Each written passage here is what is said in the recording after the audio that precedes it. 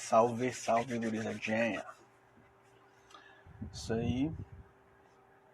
Vamos tentar deixar mais pra cá. Já temos nosso convidado aqui já. Só solicitar aí que a gente já começa.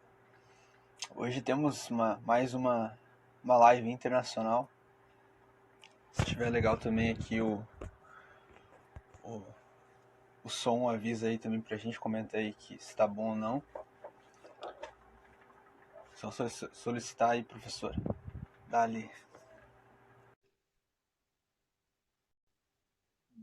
Pessoal. Muito bem, Tudo bem? tudo tranquilíssimo. Tá bom o áudio pro senhor? O áudio está bom. Talvez ontem eu tive que fazer tudo no 4G aqui porque Aham. estava dando problemas com o meu Wi-Fi. Vamos ver se hoje funciona, que eu não quero torrar aí no início do mês já todos Sim. os dados móveis aí, mas vamos ver. Mas qualquer coisa, se começar a trancar muito, aí eu mudo já para o Wi-Fi, para o 4G ali. Vamos ver. Mas o áudio tá bom. O senhor tá O bom áudio tá áudio. bom, tá Tá bom. bom. Não, tudo tranquilo. Então, é a primeira vez que a gente conversa assim, né? Digamos ao vivo. A gente já trocou Exato. algumas ideias, eu já mandei algumas músicas pro senhor escutar também.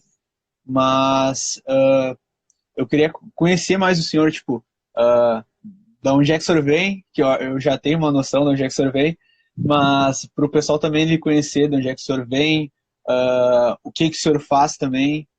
E por que que o senhor parou? Por que que o senhor está onde o senhor está agora? Tá, Tipo, entendi. Sim. digo mais de localização agora, por enquanto localização. Depois a gente começa a conversar mais sobre a questão de estudo e literatura. Muito bem. Bem, eu sou mesmo nascido na fronteira, não é? Na fronteira ali do Menino Deus com a Independência. Ou seja, nasci em Porto Alegre, na fronteira desses dois bairros, ali no Hospital Moinhos de Vento. Ah,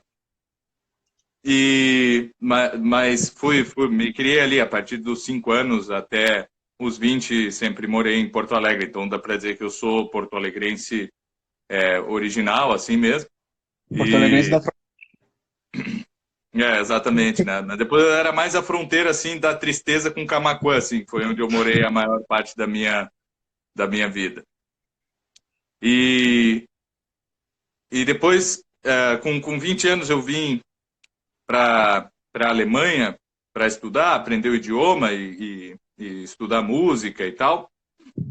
Fiquei aqui 2 anos, ah, numa primeira parte ilegal, assim, correndo atrás da máquina, fugindo da polícia, essa coisa toda, né? é o Turi. Que, que se faz, né? O brasileiro e não desiste nunca. Mas depois eu consegui um visto e fui morar numa casa de família, onde eu ah, trabalhava ali 6 horas, né? Levava as crianças para a escola e tal. E e trabalhava ali durante umas 6 horas com as crianças e tal, ajudava depois a fazer os temas e não sei o quê, e depois eu tinha tempo para estudar música e seja lá o que for, não é? Eu participava de um Sim, coral, viajava isso era aqui perto de onde eu moro agora, ia para Bremen, onde eu tinha aula de música e tal, tinha aula de canto no professor do conservatório, e depois voltei pro Brasil, e aí descobri que na verdade, eu poderia ter a minha nacionalidade reconhecida, não é? Descobri que eu era alemão, eu sabia, assim, por questão de descendência, pelo sangue, mas eu descobri que podia ter minha nacionalidade reconhecida, fiz o meu reconhecimento, fiz meu passaporte, aí decidi, com a minha esposa, de irmos para cá, para a Alemanha, isso foi em 2018, virmos para cá passar um tempo para as crianças aprenderem a língua, viverem numa outra cultura, terem uma outra vivência, poderem andar sozinhos num parque aí, brincar sem estar preocupado em ser roubado, sequestrado e tal, né? Então, mais ou menos é isso, né? Então, estamos aí agora até setembro. Depois de setembro aí voltamos para Porto Alegre. Vai ter fechado em uns 2 anos e pouco. E aham. aí vamos. aí deu para ti baixo astral. Como a própria Porto Alegre. É isso aí. Mas, tá, o senhor falou, foi com 20 anos que o senhor foi para aí a primeira vez, né? Exato. E essa questão de estudo hoje, o senhor, tipo, querendo ou não, o pessoal aqui, pelo menos no meu Instagram, ainda não, nem todo mundo sabe do seu trabalho, da importância do seu trabalho, mas o senhor pro nosso meio, não digo nem só conservador, mas o pessoal que gosta de estudar, o senhor é referência. O senhor querendo ou não, o senhor é referência. Não, querer eu quero, né? Mas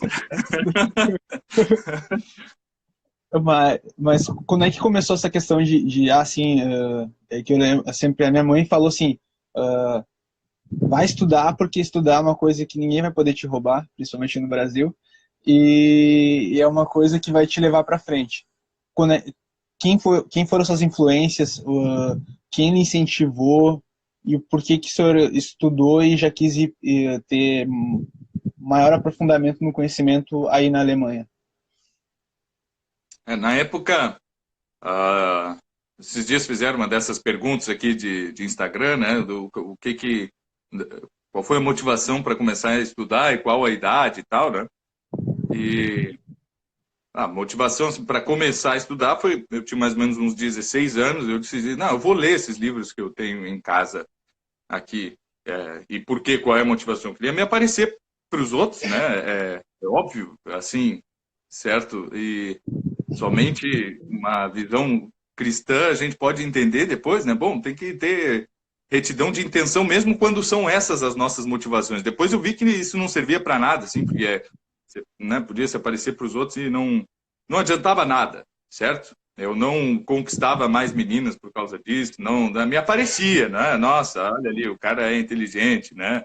Ele sabe trechos de livros de memória e não sei o que e tal, né? Ele conhece música erudita, ele fala de compositores de toda a história da música, não sei o que e tal. Nossa, que cara culto, né? Ele conhece os grandes cientistas e tal. Até pode ser, mas não adiantava para nada, assim. Sim. Não servia para nada, né? Depois de um tempo, a vaidade é uma coisa que vai passando, ela está sempre ali, não é? E muitas vezes é o que nos motiva, mas a gente tem que fazer. Olha, se é uma coisa boa que está fazendo, continua fazendo, né? Não deixa de fazer, porque tu está sendo acometido de orgulho, de vaidade, assim, né? Mas eu não tenho uma história triste, assim, para contar. Ah, meu Deus, eu tive que lutar e fazer tudo, né? Eu, graças a Deus, nasci numa família de muita cultura, né? Todo mundo lia, eu tinha biblioteca em casa, né? Tinha acesso a livros e tal, pelos dois lados da família, né? Tanto a família do meu pai quanto a da minha mãe sempre tiveram muito uma questão forte de contar a própria história, assim, de contar a história da família, não é? E isso sempre me chamou muita atenção, assim, saber, né, conhecer a história dos meus antepassados que eu não havia conhecido, não é? Que alguns bisavós eu conheci, mas eu era muito pequeno e eu acho que aí é o ponto de inflexão, assim, que me fez estudar, não é? Era uma coisa que eu tinha desde pequeno. Eu me lembro de ter assim 10 anos, 9, 10, 11 anos e estar na praia com a minha avó, e o pessoal tudo ia para a beira da praia. Minha avó já não ia mais, já não gostava muito, né? E não gostava de pegar sol e tal. E eu ficava lá, ela fazendo o almoço, e eu perguntando, tá, mas então, e o fulano e tal, não sei o quê, não é? E os teus tios, quem eram os teus tios e tal, mas né, como é que eles chegaram em Porto Alegre? Como é que foi isso? E como é que foi aquilo, né? E como é que tu conheceu o vô? E quem era isso? E tal, e essas coisas todas, né? Tinha até um pouco mais, assim, do que essa idade, devia ter uns 13. 13. Meu avô já tinha falecido. Isso por parte da minha mãe, não é? E por parte do meu pai, eu sou eu sou tão alemão assim quanto eu sou nordestino, né? Tá na cara também. Só olhar para mim que eu tenho assim bem um jeito de nordestino, mas se eu tenho passaporte alemão, tinha que ter o passaporte maranhense também. E o meu avô, sempre foi um homem de muita leitura, até os últimos dias da vida dele. Ele, né, era muito ligado à literatura e tudo isso, por mais que fosse engenheiro, né, tenha trabalhado a vida inteira como técnico, assim, trabalhava na CE aí no Rio Grande do Sul, saiu do Maranhão, foi estudar e tal, foi parar no Rio Grande do Sul, e ele era um homem de muita leitura, então acho que esse ambiente, assim, e o fato dos livros estarem ali, enfim, de ser visto com um livro na mão, ser algo louvável, assim, não é? Estudar música ser algo louvável por parte da minha família. Eu não vou dizer que era coisa assim que todos, nossa, que legal que ele gosta de poesia e música, né? Seria bem melhor estar gostando de outras coisas, mas também não era algo feio ou que, não é? Que nunca ninguém deixou de apreciar aquilo, né? Então eu tenho uma história feliz assim, com relação aos estudos, né? Eu tenho só o que agradecer pelo fato de eu sempre ter tido biblioteca em casa, não é, de ter ouvido meu avô declamar Gonçalves Dias de memória e Castro Alves e tudo isso, né?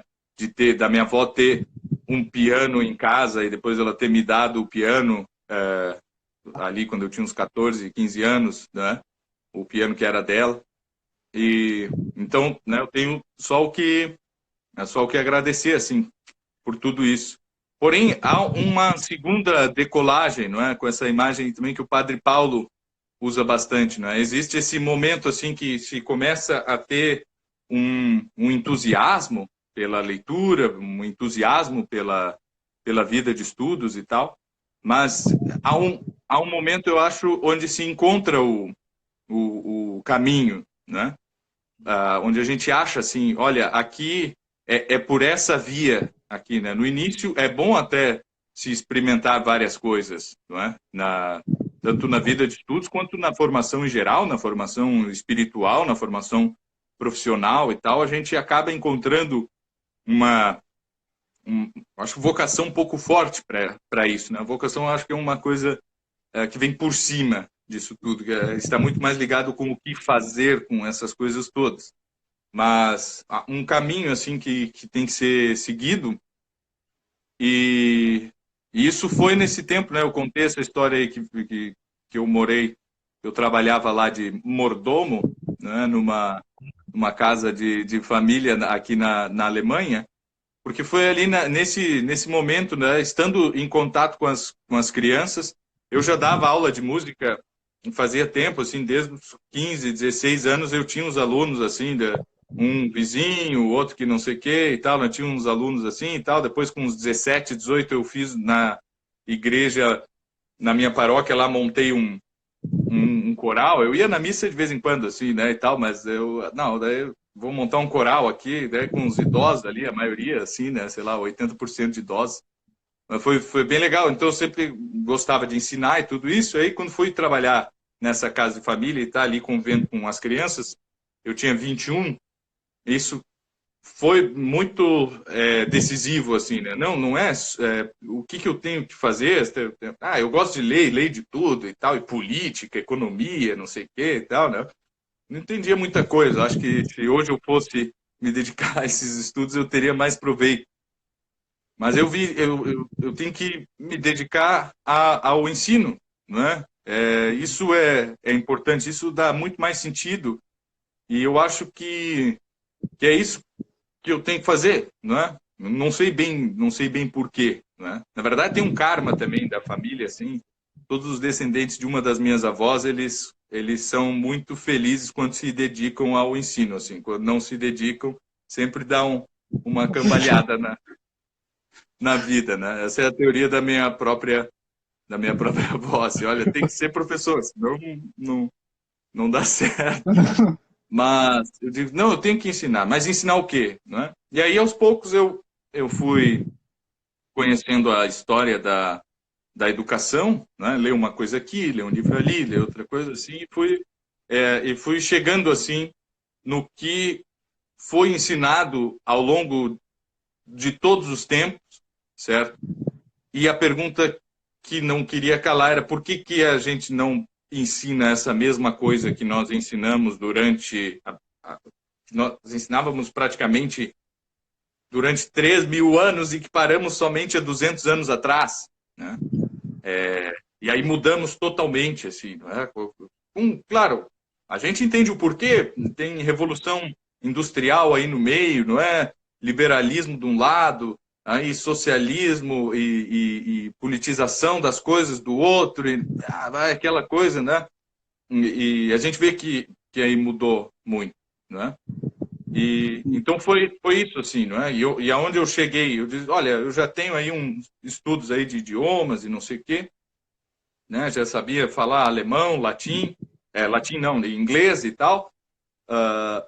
O que que eu posso fazer com isso, né? Mas isso não é o mais essencial, né? Não era isso que estavam ensinando até 200 anos atrás. O pessoal estava ensinando línguas clássicas, né? O estudo era estudar as coisas de sempre, assim. Então, E até latim, nessa linha aí que o senhor antigo. está nessa linha de línguas que o senhor está falando, o senhor é diretor do Instituto Hugo de São Vitor, né? Exato. O senhor foi um dos criadores também desse instituto ou o senhor apareceu depois? Como é que funcionou? E o porquê e porquê também do nome? Da onde é que surgiu a ideia boa, do nome? boa. Então, depois eu voltei da Alemanha e conheci o pessoal aí em Porto Alegre do Centro Cultural Mirador. E aí nós formamos isso aí foi em 2008. Em 2009, eu e mais dois, três ali, já começamos a nos encontrar para estudar juntos, né? Então aí a gente assistia lá um vídeo da história essencial da filosofia do Olavo de Carvalho, lia não sei do que e tal, né? Pegar as coisas. Em 2010 a gente formou um grupo de estudos mesmo, assim, ó, nós vamos fazer isso aqui, nós vamos estudar latim, vamos cada vez, cada encontro um vai ler um livro, vai expor para os outros e não sei o que e tal, né? Então aí surgiu esse grupo de estudos ali no Centro Cultural Mirador em 2010 e que a gente chamou de Confraria de Artes Liberais, não é? O nome assim me veio foi a ideia que o pessoal como é que nós vamos chamar aqui o nosso esquema? Porque a gente até queria divulgar, assim, né? Até para conhecer mais gente. E tem que ser. Nem me lembro quais foram as outras ideias, não é? E na época tava. Eu me lembro de ter me chamado a atenção que tinha umas duas ou três, assim, na mesma semana eu tinha visto o pessoal falando de confraria de coisas gourmet, assim, de degustação de cerveja, confraria da cerveja, confraria do churrasco, sei lá o que, assim, né? Era uma coisa, eu vi que tava um nome meio que na moda, assim, confraria, né? Eu disse, pô, mas é um nome tão tradicional, assim, né, para usar, assim, para uma coisa tão... E eu disse, não, vai ser assim, ó, Confraria de Artes Liberais, né? Afinal, é isso que nós queremos estudar, não é? São artes liberais. Fazendo um parênteses, quem se interessar pode entrar ali no YouTube do Instituto Hugo de São Vitor, não é? Congressos de Artes Liberais, Congresso de Educação Liberal. Ali a gente explica bastante o que são essas coisas. Não cabe aqui na live, né? Depois, Deixa eu só fazer talvez no final a gente possa... mais uma pergunta por cima disso. A questão do... Porque eu conheci os livros, o Trivium e Quadrivium foi lá por 2013, 2014, por causa do Bruno Pires, que o senhor deve conhecer ele. Foram vocês também que trouxeram digamos, a tradução dos livros e trouxeram a divulgação, a redivulgação, não sei se é redivulgação, mas voltaram a divulgar esses livros? No início, a gente, inclusive, estudou por esses livros, assim, por alguns meses, assim. O Trivium a gente leu todo, praticamente, ainda em 2010 ali, né, e íamos tratando e tal, mas logo a gente viu que não era só aquilo, não era um curso, certo? Ali é uma apostila, na verdade, muito bem feita para ser uma apostila, mas na verdade é uma apostila que sozinha ela não serve muito, assim, não é, gente? E que é para ser usada num contexto muito específico, que eram as aulas da irmã Miriam. Então, assim, sem a presença, sem a cabeça da irmã Miriam, sem a irmã Miriam falando na tua frente, explicando aquelas notas que há ali naquele livro, que é só um monte de notas, uma atrás da outra, assim, parece que não tem unidade e parece que não... parece não, e ele não te leva muito, muito longe, assim, né? A gente não pode se enganar que vai pegar aquele livro e vai tirar grandes frutos daquilo, não é? É uma ótima introdução a uma linha mais aristotélica, por exemplo, de pensamento, mas essa não é a única, não é? Então esse livro surgiu, foi editado pela Realizações, nós tivemos acesso a ele, depois ele foi reeditado, melhorado e tal. Depois surgiu o Quadrivium, que não tem nada a ver, é uma outra linha, é uma linha totalmente diferente daquela primeira, não é? É só que o título parece que casou junto, e o editor não é trouxa nem nada, ele fez assim um livro do lado do outro, com o mesmo tamanho, mesmo layout ali, assim, tudo para parecer que é algo complementar, mas não. Aquilo ali tu sai do livro da irmã Miriam e vai para o Quadrivium e já não tem mais nada a ver com o que tu estava falando antes, não é? Não é Quadrivium, não é Trivium que tem ali, certo? Mas qualquer gramática de língua portuguesa que tu pegares também é Trivium. Qualquer livro de lógica que tu pegares é Trivium. Qualquer livro de poesias, de crítica literária, também é Trivium, certo? Então, se o Mortimer Adler, como ler livro, aquilo é um curso também de gramática e retórica em certo sentido, certo? Por mais que ele não chame assim, não é? Então, assim, isso é como dizer assim que eu vou... O Trivium tem essas três matérias, assim, não é? Gramática, retórica e lógica, dialética. Imagina pôr num livro só, certo? Toda a matéria do curso de português, redação, literatura, que existiria num ensino médio perfeito dos sonhos, assim, não é? Não caberia num livro. Se nem na porcaria do ensino médio que a gente tem hoje caberia, não é? A gente precisa de um livro de português, um livro de... Né? É muita matéria para caber num livro. Em 10 meses a gente não consegue estudar tudo. Exatamente, né? Então, essa é a questão daqueles livros. São livros ótimos? Não, são livros bons, mas eles não são um currículo inteiro, né? Até porque eles não te dão ali muitas leituras complementares e nem nada disso. Se ele fosse um guia assim, ó, olha, tu lês esse livro e vai seguindo passo a passo, mas aqui só para o Trivium tu tem mais aí 30 livros para ler, para tu te considerares formado nessas artes, né? Sim. Isso aí é o que a gente está fazendo agora com a coleção de artes liberais, né? Depois de 10 anos, assim, desde o início, lá em 2010, aí nós... não, agora chegou a hora e talvez esteja um pouco precipitado, mas não, chegou a hora de nós lançarmos aí um material no mercado que supra realmente essa lacuna quando se fala de artes liberais. Uma coisa com início, meio e fim, contemple todas as artes e tal, né? São os 12 volumes ali, mas a cada página, né, tem coisas a serem feitas, não é, para complementar a formação. Não? Porque ali fica muito só uma leitura, mas tu para não esse exemplo em si, mas é quase uma báscara, né? Onde é que eu utilizo a báscara? Não sei onde eu utilizo a báscara. Exatamente, né? Exatamente. Então fica mais ou menos nessa linha.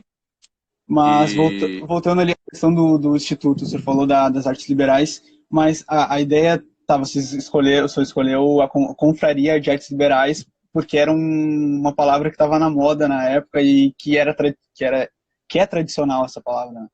Mas a questão do Hugo de São Vítor, como é que vocês chegaram nesse consenso para botar o nome do Instituto?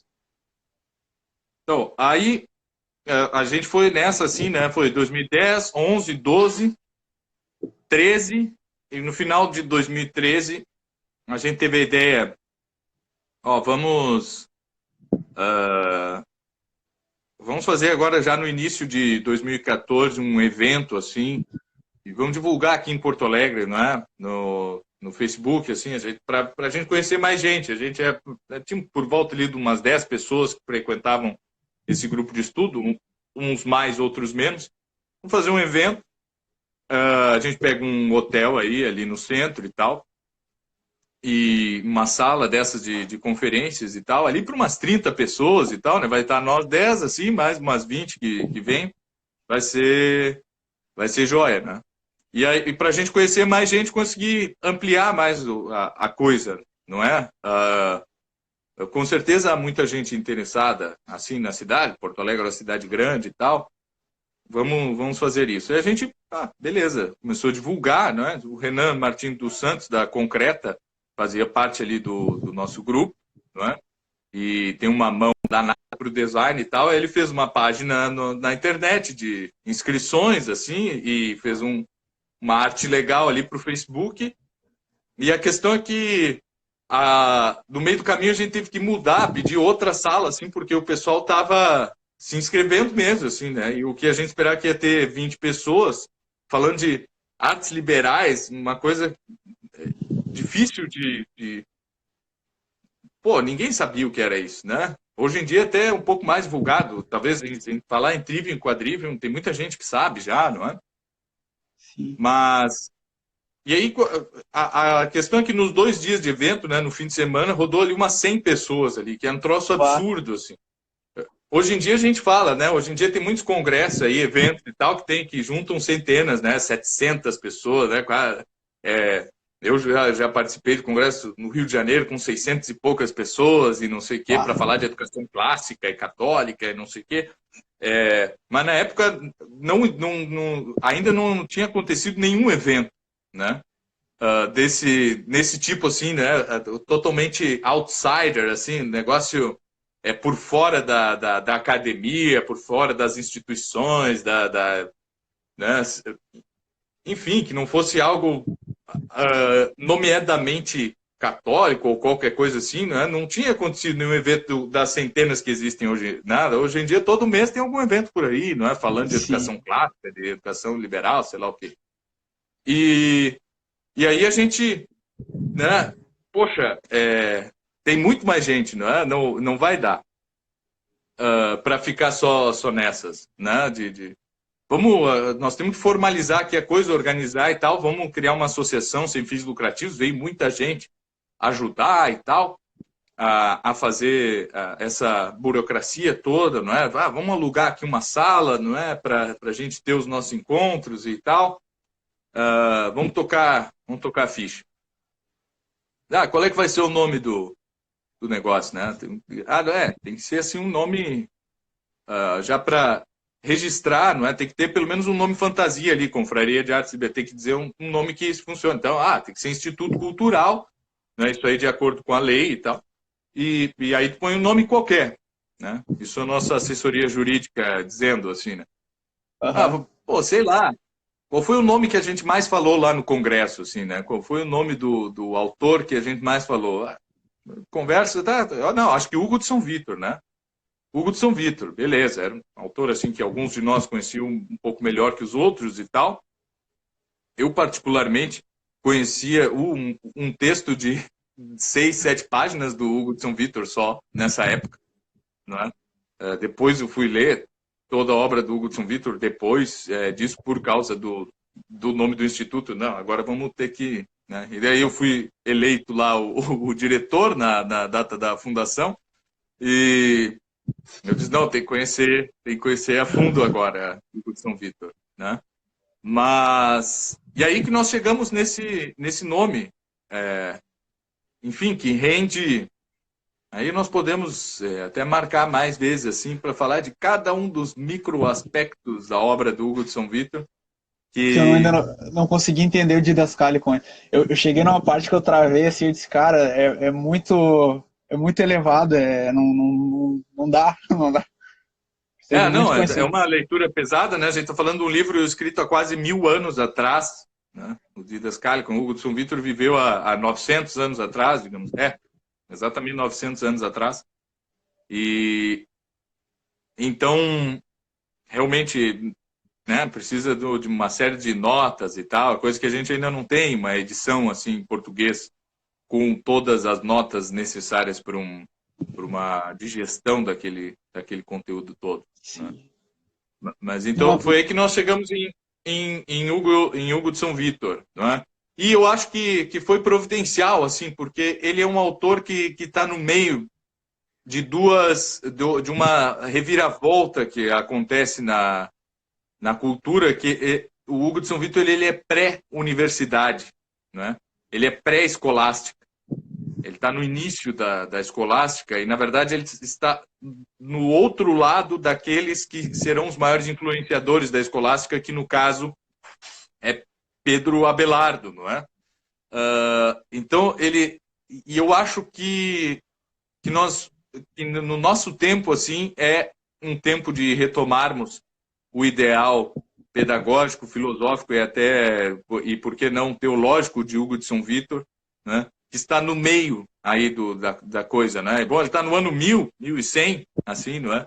Então ele tem 1000 anos antes dele, de tradição, e depois nós temos mais 1000 anos depois dele, não é? E esse meio termo aí é algo que a gente tem esquecido, muito independente do contexto onde nós estejamos, seja na universidade, seja num ambiente de estudos mais livre, seja nas discussões pseudo-teológicas de Facebook ou qualquer coisa assim, né? Eu acho que o Hugo de São Vítor tem muito que nos ensinar, tem muito que ensinar para nós hoje, não é? Que somos homens como ele, só que, por acaso, vivemos no século XXI. Mas de resto não mudou nada, é só uma questão temporal.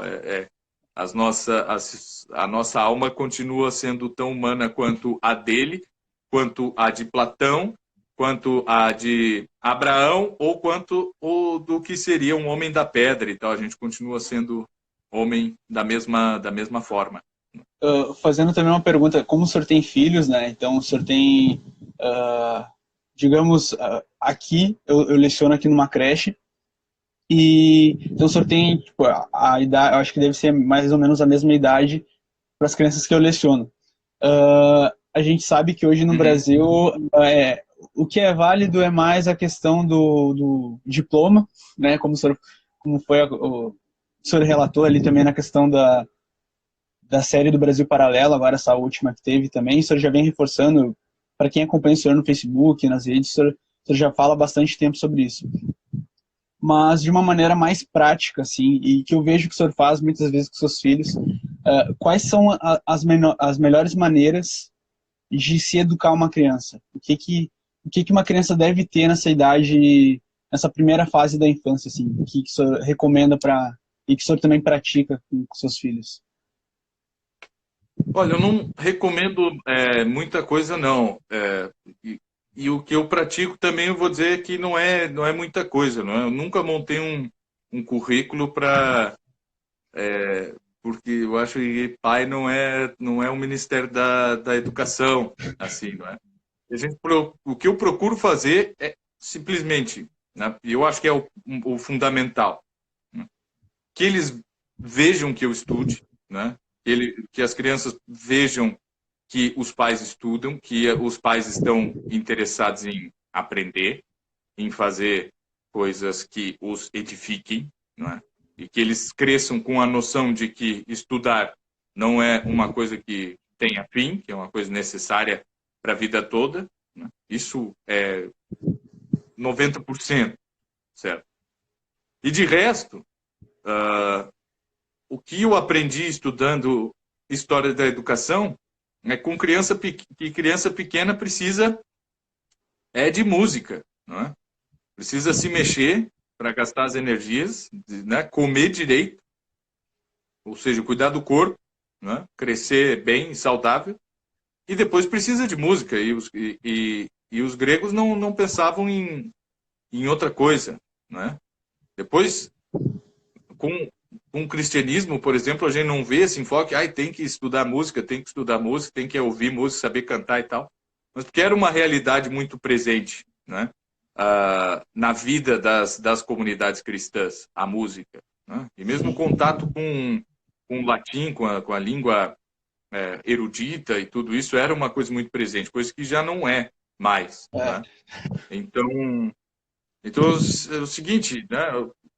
O que eu procuro fazer é cantar com meus filhos, né? Ali eles vão desenvolver a linguagem, ali eles vão desenvolver capacidade de memorização, eles vão desenvolver a dicção, não é? Faz parte da linguagem, eles vão desenvolver as harmonias todas que servem como analogia para o entendimento de todas as outras coisas nas ciências em outras artes e tudo isso, né?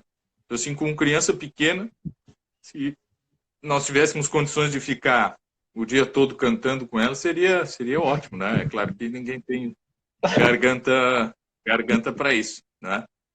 Mas enfim, né?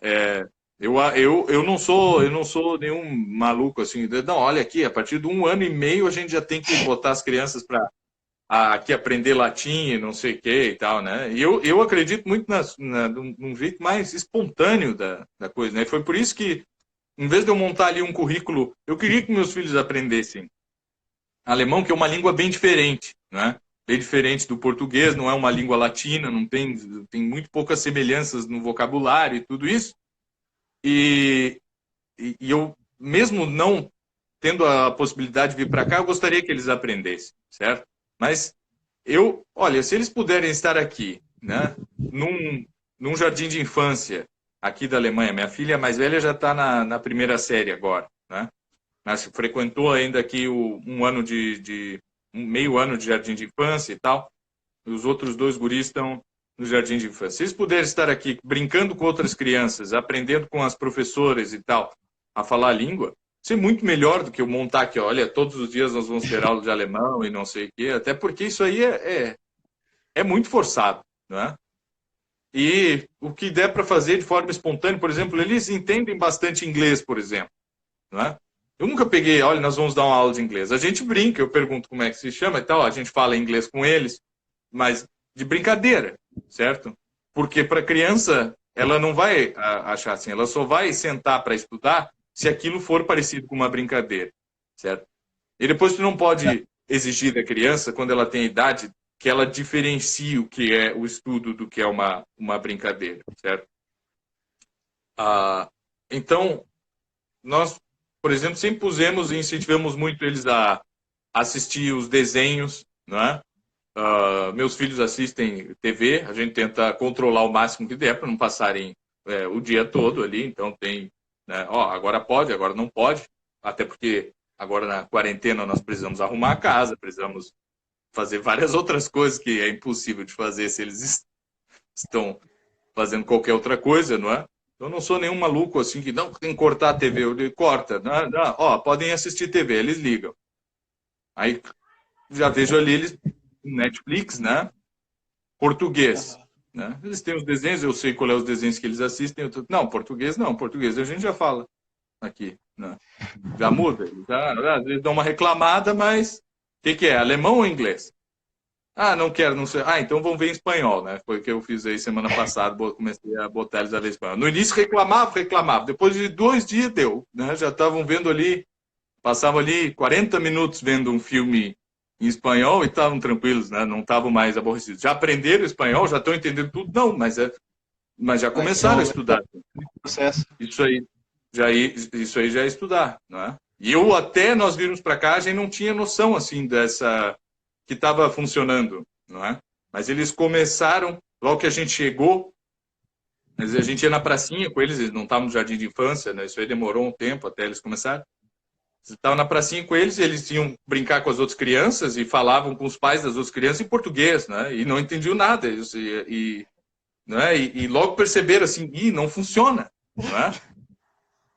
É meio traumático? Certo? É traumático. Né? Se eu estava junto, eu ainda dizia, a gente mora aqui faz pouco tempo e tal, né? Os meus filhos não falam alemão ainda. Depois, a minha filha, principalmente, ela começou a ver que se ela falasse inglês, que ela nunca tinha falado, ela só via desenhos, não é? Se ela falasse inglês, ela conseguia, as pessoas entendiam o que ela dizia, né?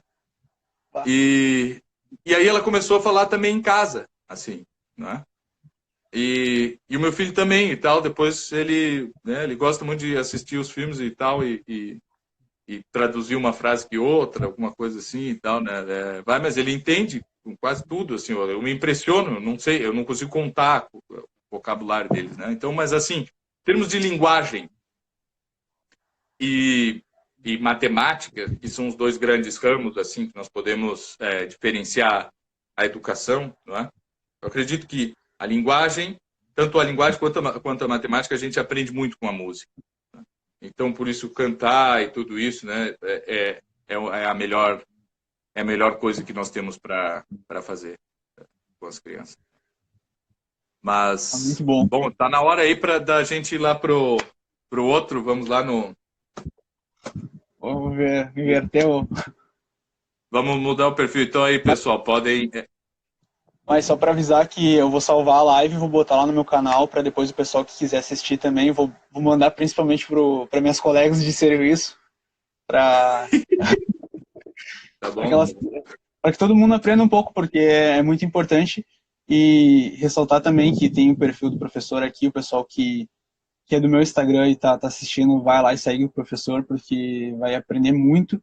Tem também o Instituto Hugo de São Vítor também, tem a Escola Nova, tem muita coisa para a gente aprender, então sigam o professor e o professor depois vai respondendo lá as mensagens e vai indicando para vocês onde é que vocês devem começar e para chegarem onde vocês quiserem.